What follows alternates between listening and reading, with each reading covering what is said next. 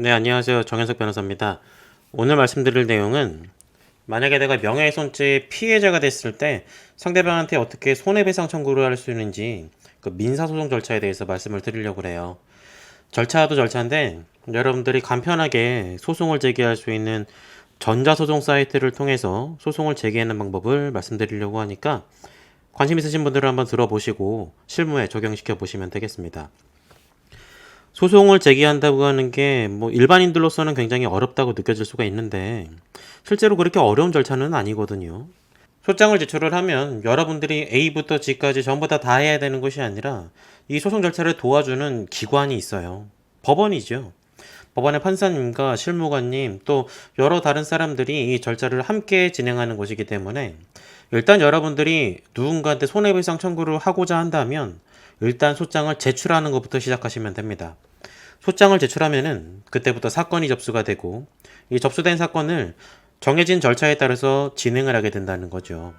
다만 일반인들로서 이 소장을 제출하기 어려운 이유는 소장을 어떻게 작성해야 되는지도 모르겠고 어디 법원에 어떤 절차를 통해서 진행을 해야 되는지 모르기 때문에 어려운 건데 과거와 다르게 지금은 전자소송 절차라는 게 도입이 됐기 때문에 여러분 전자소송 사이트에 들어가서 거기에 입력하라는 대로 하나씩 하나씩 입력하면은 실제로 굉장히 어렵지 않게 소송을 제기를 할 수가 있습니다. 다만 소송에도 굉장히 많은 유형이 있고 그 소송에 따라서 작성해야 되는 서류의 내용과 또 첨부해서 제출해야 되는 서류의 내용이 다르기 때문에 일반적으로 모든 사건에 대해서 민사소송 절차를 어떻게 진행해야 되는지 설명을 드리기는 어렵지만 여러분들이 적어도 유튜브 보면서 관심 있으신 분들은 명예훼손에 따른 손해배상 청구에 관심이 많으신 것 같아서 오늘 전달드릴 내용은 누군가가 나의 명예를 훼손했거나 혹은 모욕적인 댓글을 달았을 때 내가 상대방한테 어떻게 손해배상 청구를 할 수 있는지 그 전체적인 소송 절차 중에서 소장 제출 방법에 대해서 말씀을 드리도록 하겠습니다.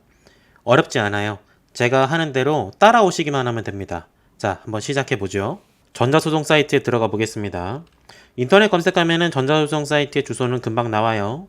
ecfs.escolt.go.kr 이 사이트로 들어가시면 됩니다. 전자소송 사이트가 나타나고요. 여러분들은 로그인을 하셔야겠죠. 회원 가입을 하시고 로그인 하시면 되겠습니다. 다만 저는 이미 법무법인 회원으로 가입이 되어 있기 때문에 이렇게 표시가 돼요. 여러분들은 변호사가 아니기 때문에 표시는 약간 다르겠지만 그래도 로그인 절차를 거치게 되면은 일단 이 사이트를 이용할 수 있는 자격이 주어지게 됩니다.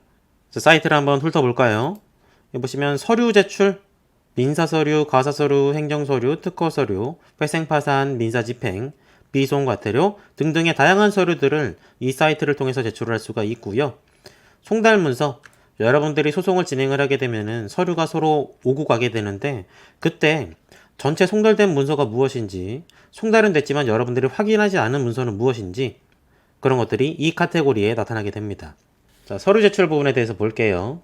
여러분 오늘 민사소송을 제기를 할 거죠? 상대방에 대해서 손해배상 청구를 하는 걸 민사소송이라고 합니다. 그래서 민사서류를 입력을 해야 되니까 클릭을 해볼게요. 자, 민사 본안이 있고 민사 신청이 있고 지급명령 신청이 있어요. 그 중에서 여러분들은 민사 본안에 가서 소장을 클릭을 하시면 되겠습니다.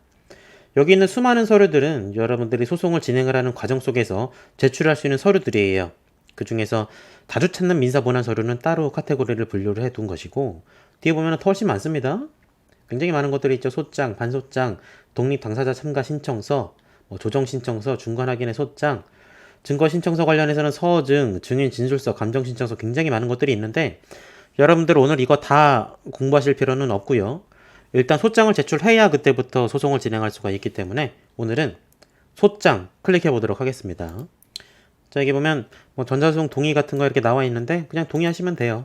다만 저는 아까 처음에 말씀드렸다시피 변호사 회원으로 가입이 되어 있기 때문에 이런 칸들이 나타나는데 여러분들은 일반적인 동의 절차에 따라서 동의 버튼을 누르고 진행을 하시면 되겠습니다. 자, 눌렀더니 드디어 이 소장을 입력하는 공간이 나타났어요. 보시면 사건 기본 정보를 입력하라고 하죠. 전체적으로 이 세 단계에 걸쳐서 소장을 작성할 거거든요. 우선 사건 정보를 일반적으로 입력을 하고 그 다음 여기에 대한 입증 서류를 제출할 것이고 최종적으로 내가 원하는 대로 제대로 작성이 되어 있는지 확인을 한 다음에 소장을 제출할 겁니다. 자, 하나하나 볼게요. 사건명, 사건 기본 정보를 입력해야겠죠.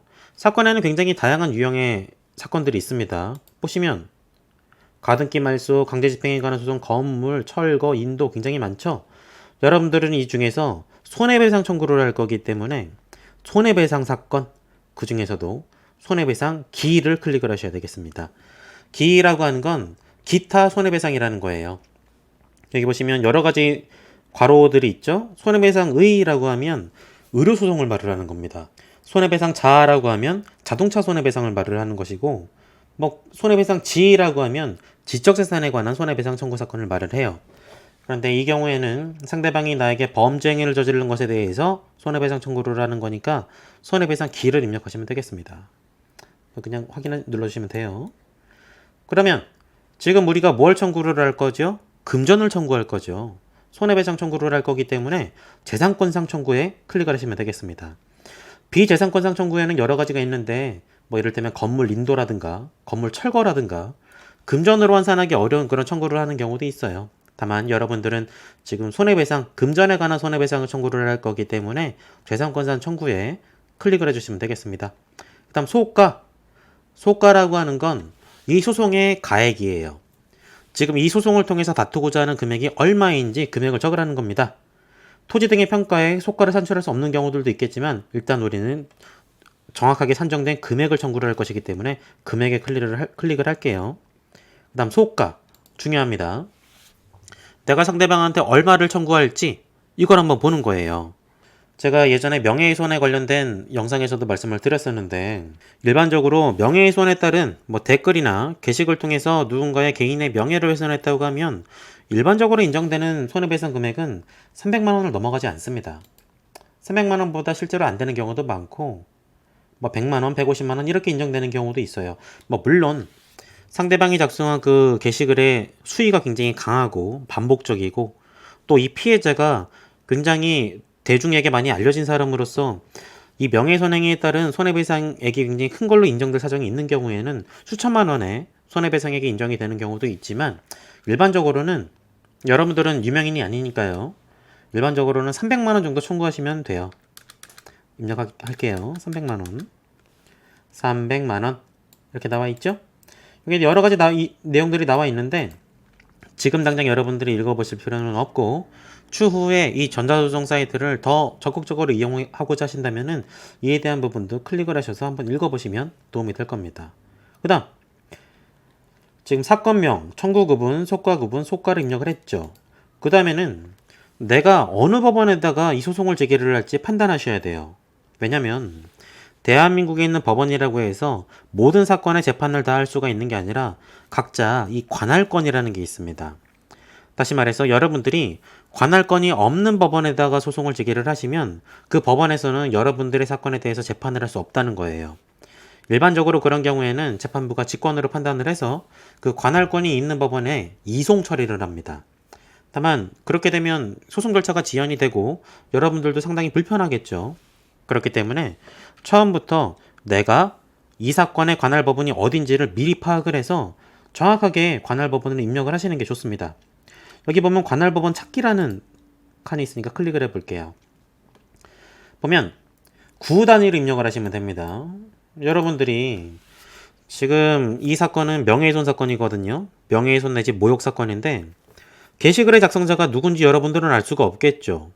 이를테면은 뭐 게시글 작성자가 올망똘망이라는 아이디를 쓰는 사람이다 라고 하면 올망똘망이라는 사람이 어디에 사는지 어떻게 할 거예요? 기본적으로 관할법원은 피고의 주소지를 관할하는 법원이 이 재판관할권을 가지게 돼요. 뭐 여러 가지 다른 그 규정들이 있기는 한데 피고가 소지하고 있는 그 지역의 관할법원이 이 사건의 관할을 갖고 있다, 이 사건의 관할권을 갖고 있다, 그렇게 보시면 되겠습니다. 그래서 일단 지금 여러분들 모르죠. 어디가 지금 소재 법원인지. 그렇다고 하면 여러분들이 소재하고 있는 법원에 일단 소송을 제기를 하시면 돼요. 여러분들이 인천 계양구에 산다 라고 하면 계양구 입력을 해보죠. 일반관할법원은 인천지방법원이라고 결과가 나오죠. 인천지방법원을 클릭을 하시면 됩니다. 그럼 제출법원이 인천지방법원이 됐죠. 다만 추후에 설명을 드릴 건데, 이 상대방의 인적사항을 파악을 했을 때 만약에 상대방이 인천 계양구에 사는 것이 아니라 서울 서초구에 산다 라고 하면 실제로 이 사건에 대한 관할법원은 서초구를 관할하는 서울중앙지방법원이 되거든요. 그때 돼서는 이 재판 절차를 이송을 할 수밖에 없어요. 그때 되면은 주소지 보종을 하고 담당 법원은 당연히 이 사건을 관할 법원으로 이송을 하게 될 겁니다. 일단 참고만 하시면 되겠고요.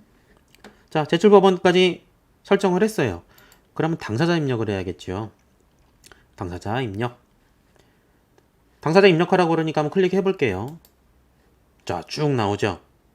당사자에는 크게 원고와 피고로 나눠져 있습니다. 그럼 여러분들은 하나씩 입력을 하시면 돼요. 일단 원고를 먼저 입력을 해볼게요. 원고에 이미 클릭이 되어 있네요. 인격 구분. 이 사건을 진행할 수 있는 당사자에는 자연인도 있지만 법인, 국가, 지방자치단체 이런 것들도 있습니다. 근데 여러분들은 법인이 아니죠? 자연인이기 때문에 자연인 클릭할게요. 선정 당사자 해당 없음으로 클릭하시면 됩니다. 여러분들이 이 선정 당사자 제도라는 걸 이용하는 게 아니기 때문에 일단 해당 없음에 클릭하시면 되겠고, 주민등록번호는 입력을 하셔도 되고 입력하지 않으셔도 돼요. 이건 선택적으로 여러분들이 하시면 되겠고, 당사자명, 여러분들 원고에 당사자명을 입력하면 되겠죠. 여러분들 이름이 홍길동이다, 그럼 홍길동이라고 적으시면 돼요. 간단하죠. 그 다음 뭐 이렇게 파산 중인 사람인 경우에는 누구누구의 파산관제인 이렇게 입력을 하기도 하는데 이럴 필요 없습니다. 여러분들은 그냥 홍길동이라고 적으시면 돼요. 그다음 여러분들의 주소 입력하는 칸이 나오죠. 도로명으로도 입력을 할 수가 있고 집원으로도 입력을 할 수가 있어요. 한번 볼까요? 서울특별시 뭐 강남구 테헤란로 13을 해볼까요? 여러가지 많이 나오네요. 그냥 이렇게 입력을 해볼게요. 여기에 여러분들은 세부 주소 입력을 하면 되겠죠. 지금은 시험 삼아 하는 거니까 입력하지 않을게요. 이렇게 입력을 한 다음에 확인.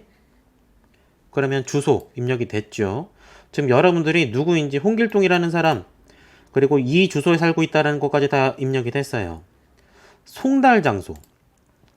앞으로 소송을 진행을 하게 되면 문서가 송달되게 될 텐데 때로는 여러분들 주민등록상의 주소와 송달 장소가 다를 수도 있어요. 그럴 때는 여기에 클릭을 해제시켜 주시고 송달 장소를 따로 입력을 하시면 되겠습니다. 다만 여러분들의 주민등록상 주소와 실제 송달 장소가 동일하다면 그냥 동일하는 걸로 체크하시면 돼요. 그 다음 국적. 굉장히 많은 나라들이 있죠. 여러분 뭐 필리핀 사람 아닐 테니까요. 대한민국 그냥 그대로 입력을 합니다. 연락처 입력하시면 돼요. 그리고 옆에 소장에 표시할지 말지를 결정을 할 수가 있습니다. 만약에 소장에 이 내용을 표시하게 되면 상대방에게도 이 정보가 노출이 되거든요. 피고에게도. 그게 싫으시면 소장의 표시를 해제시켜 주시면 돼요. 대신에 이 내용들을 입력을 하시면 되겠죠. 휴대전화 번호를 입력했는데 소장 표시 부분을 해제시켰다. 그러면 여러분들의 휴대전화 번호는 법원만 알 수 있습니다. 이해가 되시죠? 전화번호, 팩스번호도 마찬가지예요. 휴대전화 번호나 전화번호는 되도록이면 입력하시는 걸 권해요. 왜냐면 법원 입장에서도 여러분들에게 급하게 무언가를 연락을 할 이유가 있을 수가 있는데 매번 우편 송달을 할 수는 없지 않겠어요?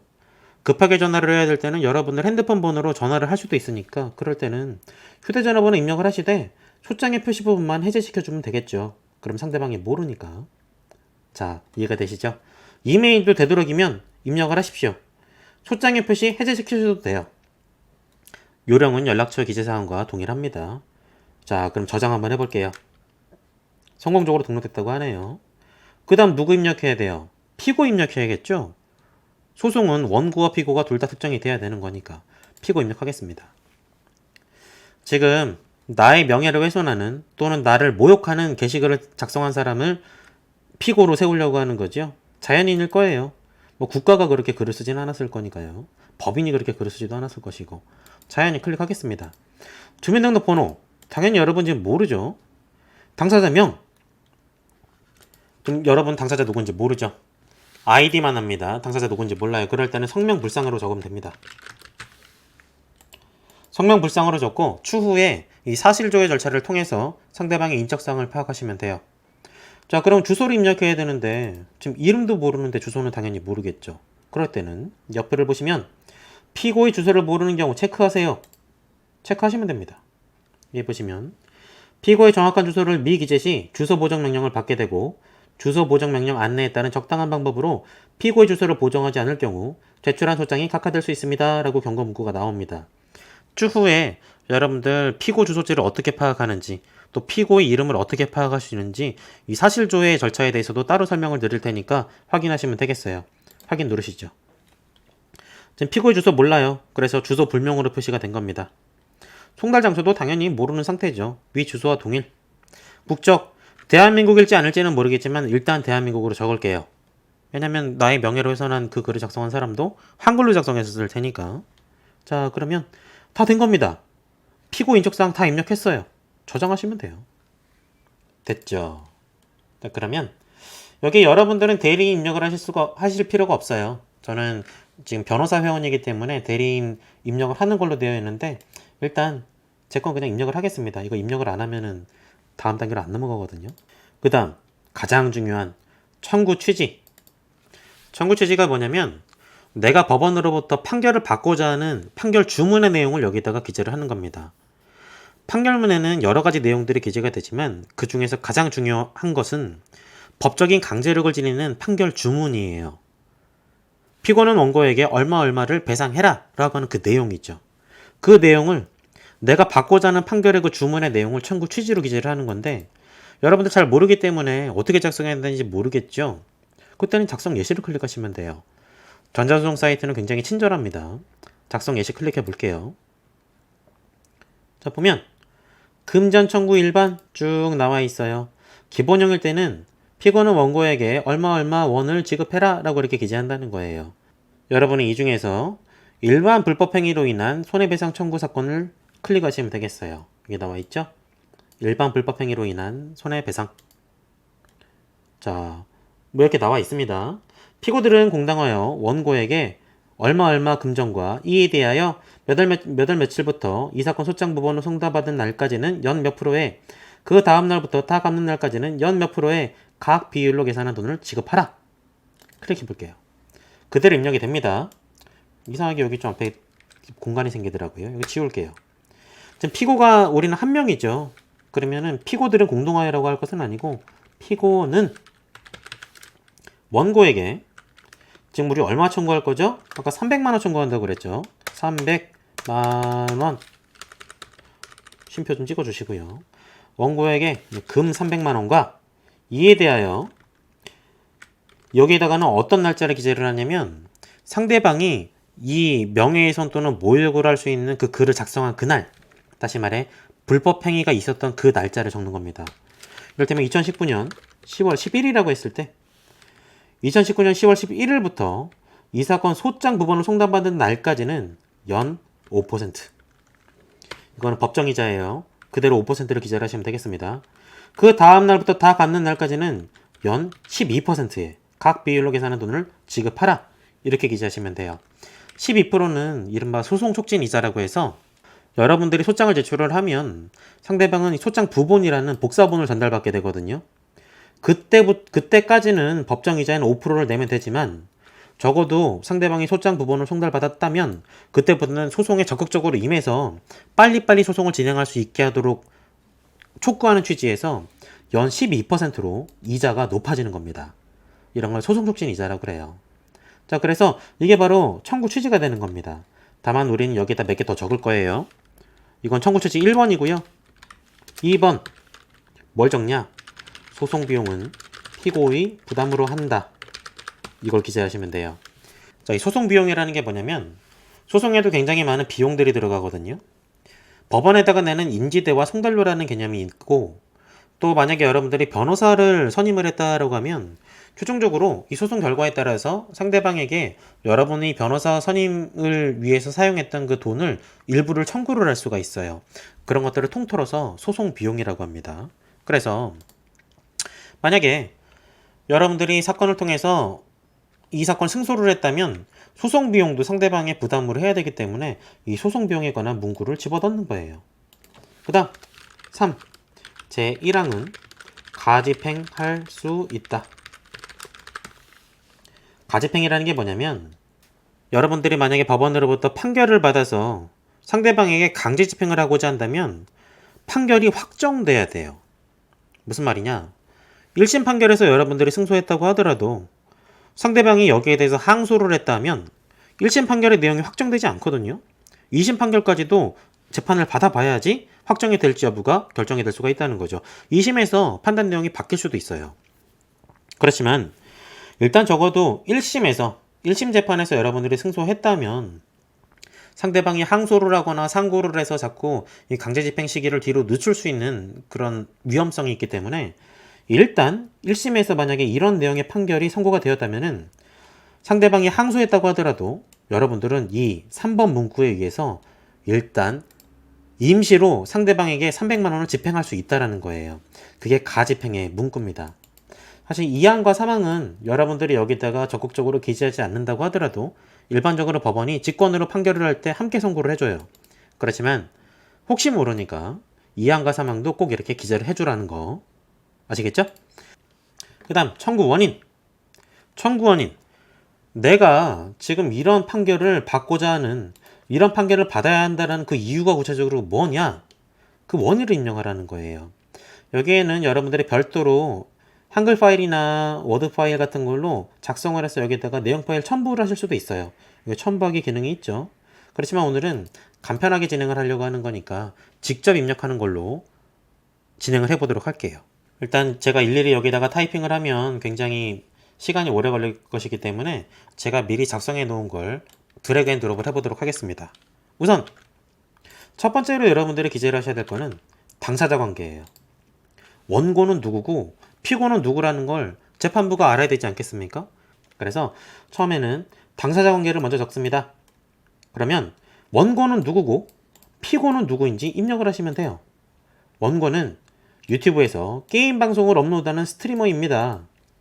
피고는 2019년 10월 11일 원고의 유튜브 영상에 원고를 모욕하는 댓글을 작성함으로써 원고에게 정신적 손해를 발생시킨 자입니다. 자, 이렇게 적어놓으면은 일단 재판부 입장에서는 처음에 청구 원인을 보자마자 이게 어떤 내용이구나 라고 하는 걸 쉽게 파악할 수가 있어요. 이 사건의 인상이 좋아진다는 거죠. 자, 당사자 관계를 이렇게 적고 그 다음 입력을 하셔야 될 거는 사건의 경위예요. 구체적으로 이 사건이 어떻게 진행이 됐는지 그 부분을 설명을 해주시면 되겠습니다. 자, 아까 당사자 관계 입력을 한 부분에다가 뒤에 사건의 경위를 입력을 했어요. 보죠. 원고는 유튜브에서 게임 방송을 제작하는 스트리머입니다. 이 사건 소장 작성일 현재 구독자는 35,000명이며 구독자는 점차 증가하고 있는 추세에 있고 개별 영상의 시청자 수는 대략 15,000명 수준입니다. 그리고 여기다가 입증 자료를 붙이는 거예요. 갑 제1호증. 갑 제1호증이라고 하는 건 원고가 제출하는 첫 번째 증거라는 겁니다. 여러분들은 그 용어에 익숙해지시면 돼요. 가로치고 갑 제1호증 구독자 수 캡처 사진 참조 이렇게 입력을 하시면 됩니다. 그래서 여러분들이 만약에 유튜버라고 한다면 유튜브 구독자 수가 나타나 있는 그 영상을 캡처한 그림 파일을, 이미지 파일을 여기다가 첨부하시면 되겠죠. 입증 자료는 지금 여기서 첨부하는 게 아니라 이 다음 단계에서 첨부하게 됩니다. 계속 진행해 볼게요. 그 다음 원고는 평소와 같이 유튜브에 게임 동영상을 업로드하였는데 여기다가 URL을 적어주시면 좋아요.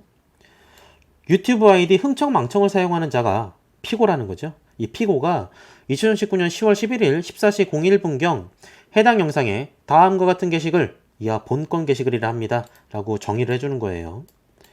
이걸 작성한 것을 확인하였습니다. 그리고 구체적인 그 내용이 뭔지 증거를 붙여야겠죠. 갑 제2호증, 본건 게시글 캡처 사진 참조 입력을 하시고 밑에 실제로 이 사람이 어떤 글을 작성했는지 정확히 적시를 해주는 거예요. 왜냐면 판사님도 아셔야 되니까. 뭐라고 글을 작성했냐. 악플을 단 거죠. 님 얼굴 볼 때마다 토 나옴 쯧쯧. 영상 찍을 때 얼굴 가리고 앞으로도 방구석에서 나오지 마셈. 자, 이런 문구를 보면 누구든지 모멸감을 느낄 수가 있겠죠. 어떤 신체를 비추어서 그 타인의 명예감정을 훼손할 수 있는 글들이에요. 모욕적인 글이죠. 그래서 지금 이 글이 결국엔 이 사건 불법행위의 핵심입니다. 쭉 계속 더 나아가 볼게요.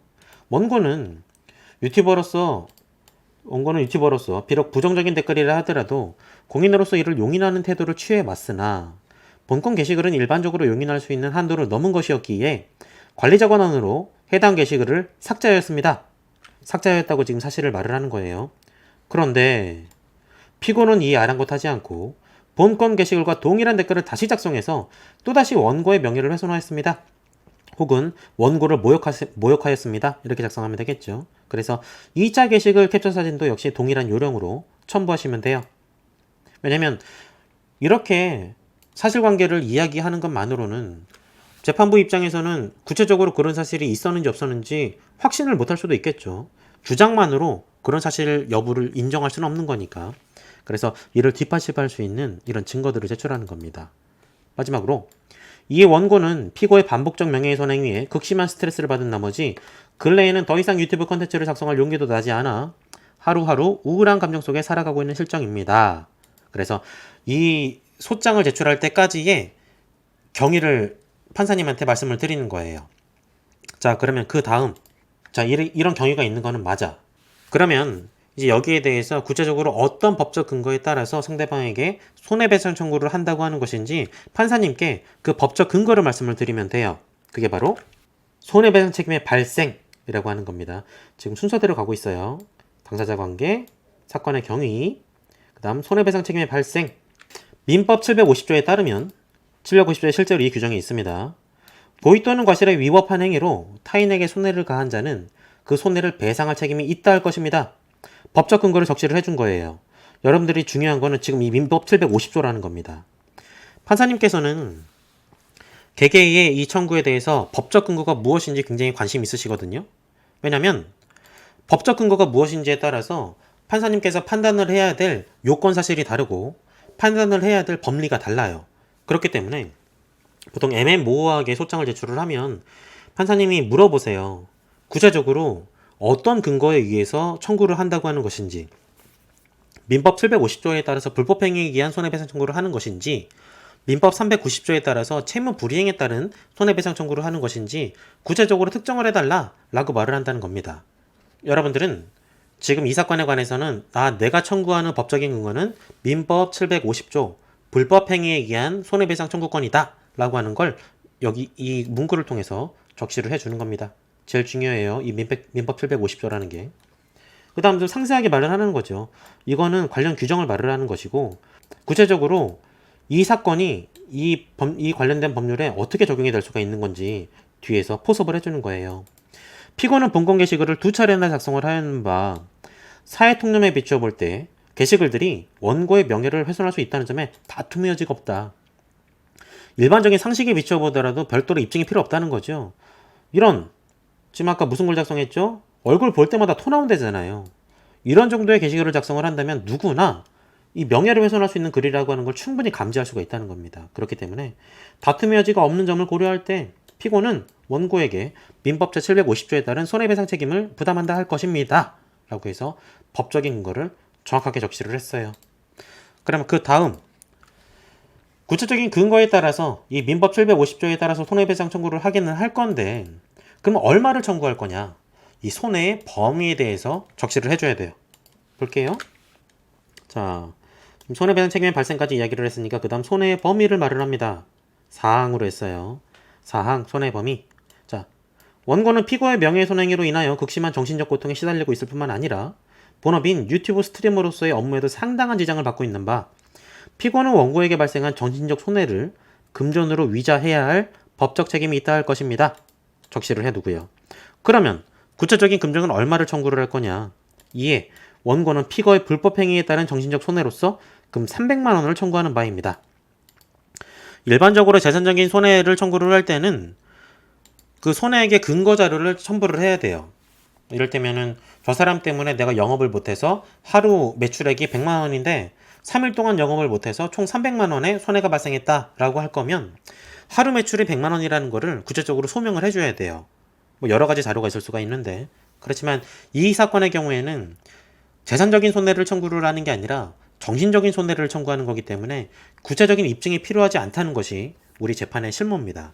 그래서 소액의 위자료를 청구를 할 때는 구체적인 입증 자료가 필요하지 않아요. 재판부가 이 사건의 질에 비추어 봤을 때 적정한 손해배상액을 직권으로 인정을 하게 됩니다. 그래서 일단 여러분들은 300만 원 청구한다고 기재를 하시면 되겠고 다만 여러분들이 만약에 이 사건으로 인해서 정말 극심한 스트레스를 받은 나머지 우울증이 발생했다. 아니면 대인기피증이 발생했다라고 하면 그에 따른 정신과의 진단서 내지는 소견서를 첨부를 해서 이것보다 더 높은 금액을 청구할 수도 있어요. 다만 그런 건 일반적인 케이스는 아니기 때문에 오늘은 이 정도로 넘어가도록 하겠습니다. 자, 기본적인 프레임은 다 나왔어요. 당사자가 누구고, 이 사건이 어떻게 이루어졌고, 그래서 나는 어떠한 법적 근거에 따라서 손해배상 청구를 하는 것이고, 그걸 통해서 청구하는 금액은 총 얼마인지가 나왔습니다. 다만 여러분들은 여기다 하나를 더 추가를 하셔야 되는 게, 여러분들 지금 이 피고가 누군지를 모르죠. 그래서 소장에 당사자 입력란에도 성명불상으로 기재를 했어요. 그렇기 때문에 추후에 피고를 어떻게 확인을 하고 어떻게 이 사건을 진행을 할 것인지 입증 계획에 대해서 미리 좀 설명을 해주실 필요가 있습니다. 입증 계획으로 바꿀게요. 입증 계획. 원고는 피고의 인적사항을 정확히 파악할 수 없는 실정인 바 구글 코리아 측에 사실조회 신청을 함으로써 피고의 인적사항을 보완하여 당사자 표시 변경을 신청하도록 하겠습니다. 지금 상대방의 이름도 모르고 연락처도 모르지만 대신에 그 사람이 유튜브 아이디를 뭘 쓰고 있다는 건 알고 있습니다. 그렇다면은 유튜브를 운영하는 구글 코리아 측에다가 사실조회 신청을 해서 그 아이디를 사용하는 사람의 이름이 무엇이고 그 사람의 연락처가 어떻게 되는지 확인을 할 수가 있어요. 그래서 법원에게 우리 앞으로 이렇게 입증을 할 거니까, 우리 앞으로 이렇게 피고를 확인을 할 거니까 너무 걱정하지 마라 라고 하는 부분을 선언하기 위해서 이런 내용을 작성해 주시면 돼요. 자, 이제 다 끝났습니다. 마지막으로 결론만 입력을 해주시면 돼요. 지금 1번 당사자 관계, 2번 사건의 경위, 3번 손해배상 책임 발생의 근거, 내가 청구하고자 하는 손해액의 그 범위, 그리고 상대방을 어떻게 확인할 것인지 입증 계획까지 말을 했다면 결론! 이상과 같은 이유로 원고의 청구를 인용하여 주실 것을 요청드립니다 라고 결론으로 맺어주시면 돼요. 자, 끝났습니다. 청구원이 다 끝났어요. 간단하죠? 어렵지 않습니다. 여러분 누구나 다 할 수 있어요. 다만 이런 내용들이 익숙하지 않아서 그런 것일 뿐이지. 자, 보면 임시 저장하시면 돼요. 등록됐다고 하죠. 다음으로 넘어가겠습니다. 이제부터는 입증서류를 제출하시면 돼요. 입증서류. 아까 우리 갑재 1호증, 갑재 2호증, 갑재 3호증 그렇게 이야기를 했죠. 여기에 대해서 입력을 해보도록 하겠습니다. 3개를 입력했어요. 제가 미리 이 캡처를 해놨거든요. 구독자 수에 관한 갑재 1호증, 댓글에 관한 갑재 2호증, 또 다른 댓글에 관한 갑재 3호증. 여기에 대해서 파일 첨부를 했으니까 등록 버튼 눌러주시면 됩니다. 3건의 입증 파일이 정상적으로 입력되었습니다 라고 나오죠. 여기에 대해서 지금 나오죠. 갑 1호증, 갑 2호증, 갑 3호증 자동으로 호증번호가 부여가 돼요. 여기에 대해서 아까 제가 구독자 수 캡처 사진이라고 입력을 했었죠. 서류만을 정확하게 입력을 해줍니다. 본건 게시글 캡처 사진, 그 다음 2차 게시글 캡처 사진, 이렇게 입력해 주시면 돼요. 자, 지금 제가 제출할 증거는 총 3개였죠. 여기에 대해서 3개의 파일을 전부 다 입력을 했습니다. 입증서류 저장. 성공적으로 저장됐다고 하네요. 자, 그럼 끝났어요. 더 이상 할 게 없습니다. 작성 완료 버튼을 눌러주시면 돼요. 자, 그러면 이렇게 지금까지 우리가 입력했던 내용들이 문서화돼서 나타납니다. 볼게요. 지금 제일 앞에 소장이 있고요. 그 다음 갑재 1호증, 2호증, 3호증이 함께 첨부되어 있어요. 소장 먼저 볼게요. 제대로 입력이 되어 있는지. 자, 홍길동의 주소는 이렇게 되어 있고요. 지금 제가 여기 대리인으로 입력이 되어 있는데 이건 그냥 참고만 하시고요. 피고 몰라요. 그래서 성명불상으로 입력을 했고 주소도 불명인 상태입니다. 그리고 우리 사건명 입력했던 손해배상 기타 손해배상 청구에 소라는 게 입력이 되어 있고, 그 다음 청구 취지 보시면 아까 우리가 입력했던 내용 그대로 기재되어 있죠. 피고는 원고에게 금 300만원과 이에 대하여 2019년 10월 11일부터 이 사건 소장 부번을 송달받은 날까지는 연 5%에, 그 다음 날부터 다 갚는 날까지는 연 12%의 각 비율로 계산한 돈을 지급하라. 소송 비용은 피고의 부담으로 한다. 제1항은 가집행할 수 있다. 이게 바로 우리가 판결을 받고자 하는 내용이라고 했죠. 청구 취지에 기재를 하는 겁니다. 그 다음 한 페이지를 넘겨보면은 이렇게 마우스 휠을 내리면 넘어가거든요. 청부원인, 우리가 기재했던 내용이 그대로 다 적혀져 있어요. 당사자 관계, 원고는 유튜브에서 게임 방송을 업로드하는 스트리머다. 그럼 사건의 경위 입력했던 건 그대로 다 나와 있고요. 다음 3번 손해배상 책임 발생의 근거 민법 750조라는 거 적혀져 있고요. 그 다음 손해의 범위 우리 총 300만원 청구할 거다라는 거 기재가 되어 있고 입증 계획 인적사항 지금 잘 모르지만 구글 코리아 측에다가 사실조회 신청을 해서 확보를 하겠다. 그 다음 결론 이상과 같은 이유로 원고 청구를 인용하여 주실 걸 요청드린다. 그 다음 지금 우리가 첨부했던 증거서류가 여기에 다 그대로 기재가 됩니다. 자동적으로 갑자기 1호증, 2호증, 3호증 지금 여기는 제가 대리인으로 기재가 되어 있기 때문에 여기 법무법인 다우라고 적혀져 있는데 여러분들은 여러분들 이름이 그대로 기재가 될 거예요. 원고 홍길동. 그 다음 우리 지금 일단 인천지방법원으로 설정을 해놨죠. 만약에 구글 코리아에 사실조회를 해봤더니 상대방이 살고 있는 곳이 서울 서초구라고 한다면 서울중앙지방법원으로 사건이 이송이 된다는 건 이미 말씀드렸어요. 일단은 이렇게 돼 있다는 겁니다. 그 다음 초장 말고 입증 방법이 제대로 입력이 되어 있는지도 한번 확인을 해봐야겠죠. 구독자 수 캡처 사진 지금 일단 제 거를 캡처를 해봤어요. 제 구독자는 1440명이네요. 아직 한참 늘어야겠죠. 1440명이라는 거 이렇게 적어놨어요. 뭐 내용 보지 마시고 이렇게 그 호증을 입력을 하게 된다라고 하는 거 보시면 되겠습니다. 그 다음 게시글 캡처 사진 요건 다 좋은 글들만 있네요. 뭐 제가 자랑하려고 그러는 건 아니고요. 그런 댓글이 달려가지고 그냥 캡처를 해놓은 거예요. 이런 식으로 게시글을 캡처해서 제출하시면 된다는 겁니다. 마찬가지예요. 갑자기 3호증도 역시 이것도 되게 좋은 댓글이네요.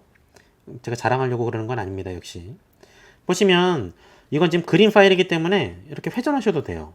좀 더 크게 보이겠죠. 그러면 어쨌거나 제출이 되는 거는 컴퓨터 파일로 제출이 되기 때문에 이걸 받아보시는 판사님도 이렇게 회전해서 보실 수가 있어요. 지금 제출할 때 이게 너무 작게 나온다고 해서 너무 걱정하실 필요는 없습니다. 그림 파일이기 때문에 얼마든지 확대해서 볼 수도 있고요. 줄여서 볼 수도 있고요. 자, 소장과 입증 방법이 제대로 입력이 됐다면 자, 그럼 이제부터는 모든 문서의 내용에 이상이 없음을 확인합니다. 클릭을 하시고 확인 버튼을 누르시면 돼요. 작성이 완료가 된 겁니다. 그러면 여러분들은 여기에 대해서 아까 말씀드렸죠? 소송을 제기를 할 때는 법원에 인지대와 송달료라는 수수료를 내야 된다고요. 이미 다 계산이 되어 있네요. 저희가 총 300만원 청구를 했기 때문에 인지대와 송달료가 자동으로 계산돼서 입력이 되는 겁니다. 여기 인지액 산정 기준을 클릭을 해보시면 뭐 여러가지 내용들이 나와요. 그렇지만 여러분들 지금 간단한 손해배상 청구 사건이기 때문에 그냥 속가 입력한 대로 그대로 계산된 이 금액을 활용하시면 되겠습니다. 그래서 인지액과 송달료 이만큼 나와 있는데 너 이거 어떻게 될 거니? 가상계좌 방식이 있고 계좌이체 방식이 있고 신용카드, 휴대폰 소액결제도 됩니다. 다만 휴대폰 소액결제는 수수료가 붙어요. 여기 수수료 같은 거 나와 있죠? 뭐 그런 걸 감안을 하시고 어떤 방식으로 입력을 하실지 설정을 하셔서 뒤에 납부 정보에다가 그 금액 그대로 입력을 이미 다 금액이 입력이 되어 있거든요. 그대로 사용하시면 돼요. 환급 계좌도 여러분들이 입력을 하시면 됩니다. 요거는 저희 법인 계좌가 포함이 되어 있는 거니까 넘어가고요. 납부 당사자 누군지 지금 여러분들 홍길동 씨죠. 홍길동 입력해 볼게요. 이미 여러분들이 원고를 입력을 해놨기 때문에 원고 홍길동이 칸으로 나타납니다. 클릭하시고 인지액 송달료 납부 당사자와 동일하다는 거 클릭하셔서 등록하시면 돼요. 인지의 환급계좌와 동일함 클릭해 주시고 여기다 그냥 그대로 나와 있죠. 납부 당사자도 홍길동으로 이미 등록이 되어 있고요. 환급계좌는 여러분들의 계좌를 기재하시면 되겠고 가상계좌로 납부를 할 거면 은행을 어느 은행에다가 가상계좌로 납부를 할 건지 선택을 하셔서 납부하시면 돼요. 납부하셔가지고 진행을 하시면 됩니다. 다만 지금 뭐 납부할 건 아니니까 지금은 임시로 하는 거니까 납부는 하지 않고 바로 다음으로 넘어갈게요. 일단 여러분들은 납부하셔야 됩니다. 납부하는 절차는 일반적이기 때문에 너무 걱정하실 필요는 없어요. 다음 자 여기 보면은 설문지를 입력하라고 나오죠. 귀하께서 사건 분류를 위한 질문에 성실하게 답변하여 주시면 귀하의 사건이 더 신속하고 효율적으로 진행될 수 있습니다. 사건 분류를 위한 질문에 답변하시겠습니까? 네. 현지에 피고가 연락이 되는가요? 당연히 안 되겠죠. 소장에 기재한 주소로 우편물을 보내면 피고가 받아볼 수 있나요? 아니겠죠. 주소가 어딘지 모르는데. 피고는 원고의 청구를 인정하고 있는가요? 뭐 알 수 없죠. 지금 아니다로 클릭을 할게요. 이건 아니다로 클릭을 했으니까 넘어가고요. 증인 신청할 계획이 있습니까? 혹시라도 증인 신청을 할 계획이 있으면은 그렇다라고 해도 변호사가 아닌 사람이 증인 신문하기는 굉장히 어렵거든요. 되도록이면 증인 신문하지 마세요. 아니다 클릭하겠습니다. 만약에 증인신문할 계획이 있다면은 뭐 어떤 사실을 입증하기 위한 것인지 입력하시면 돼요. 원고와 피고는 이 사건 이전에 원래 알던 사이인가요? 아니죠. 모르죠. 알던 사이라면 어떤 사이인가요? 클릭 뭐 쓰시면 돼요. 소를 제기하기 전에 피고와의 분쟁의 원만한 해결을 위하여 협의한 적이 있는가요? 아니죠. 협의가 실패하였다면은 뭐 이거 그냥 넘어갈게요. 지금 피고와 화해 조정할 의사가 있는가요?